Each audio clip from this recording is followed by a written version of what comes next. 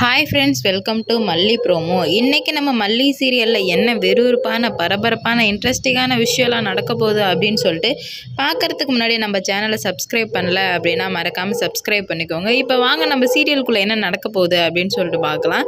இங்கே என்னடா நடக்குது, ஒன்றுமே புரியலையே அப்படின்னு நினைக்கிற அளவுக்கு இருக்குது இந்த சீரியல். ஏன் அப்படி சொல்கிறேன் அப்படின்னு பார்த்தீங்கன்னா, விஜய் மாமான்னு சொல்லிட்டு ரெண்டு வில்லிங்க ஒரு பக்கம் விஜய் சார் பின்னாடி சுத்த, மல்லி வந்துட்டு விஜய் வெண்பா அப்படின்னு சொல்லிட்டு மல்லி ஒரு பக்கம் விஜய் சாரை நினச்சிட்டு இருக்க, இன்னொரு பக்கம் மல்லிக்கு கல்யாணம் பண்ணி வைக்க. ஆனால் விஜய்க்கு எந்த எண்ணமுமே இல்லை, மல்லியோட ஞாபகம் எதுவுமே வரல அப்படின்ற மாதிரி கொண்டு போயிட்டுருக்காங்க. ஆனால் கடைசியில் ஒரு ட்விஸ்ட் வச்சுறாங்க. என்ன ட்விஸ்ட்டு அப்படின்னு பார்த்தீங்கன்னா, இந்த நிஷா இருந்துட்டு திடீர்னு வீட்டுக்குள்ளே வந்துட்டு, மாமா நான் என்னை கல்யாணம் பண்ணிக்கோங்க அப்படின்னு சொல்லிட்டு உங்கள்கிட்ட சொல்லிட்டு போனேன், அதை பற்றி எந்த இதுவுமே பேசவும் இல்லை, எனக்கு ஒரு மெசேஜ் இல்லை, ஃபோன் கால் இல்லை, எதுவுமே இல்லை. இப்படிலாம் நீங்கள் பண்ணிட்டு இருந்தீங்கன்னா நான் கண்டிப்பாக வெண்பாவை கூப்பிட்டு போயிடுவேன்.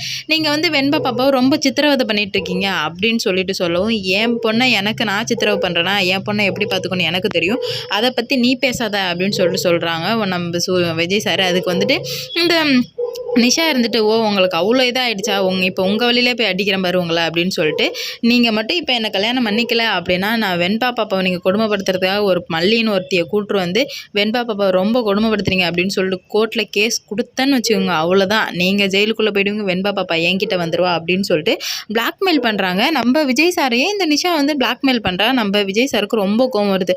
அவ்வளோதான் நிஷா, மரியாதையாக பேசி வெண்பா பாப்பாவை நான் என்ன எப்படி பார்த்துக்கிட்டேன், அவளுக்காக நான் என்ன எல்லைக்கு வேணாலும் நான் போவேன், என் பாப்பாவை எனக்கு பார்த்துக்க தெரியும், நீ வந்து அதை பற்றி பேசாத அப்படின்னு சொல்லிட்டு ரொம்ப ஆர்குமெண்ட் போயிட்டே இருக்குது. அப்போ தான் நம்ம விஜய் சாருக்கு ஒரு இடத்துல வந்துட்டு பிளிங்க் ஆகுது. என்ன அப்படின்னா, இது எல்லாத்துக்கும் காரணம் மல்லி தானே, மல்லி மட்டும் இங்கே இருந்திருந்தால் இந்த நாய்ங்களாம் நம்ம கூட பேசுமா, இந்த மாதிரிலாம் பேசுமா, இல்லை நம்ம பின்னாடி தான் சுத்தமாக நம்மளை கல்யாணம் பண்ணிக்கணும்னு தான் நினைக்குமா, எதுவுமே இல்லைல்ல. அப்போ வந்து நம்ம மல்லி ரொம்ப மிஸ் பண்ணிட்டோம் அப்படின்னு சொல்லிட்டு இப்போ தான் நம்ம மல்லியோட ஞாபகமே விஜய் சாருக்கு வருது. ஆக்சுவலாக ஒரு ரிலேஷன்ஷிப்பில் ரெண்டு பேர் பிரிஞ்சிருந்தாங்க அப்படின்னா அப்போ தான் அவங்களோட அன்பு அருமை எல்லாமே தெரியும்பாங்க. ஆனால் விஜய் சாருக்கு அப்படி எந்த ஃபீலிங்குமே வரவே இல்லை.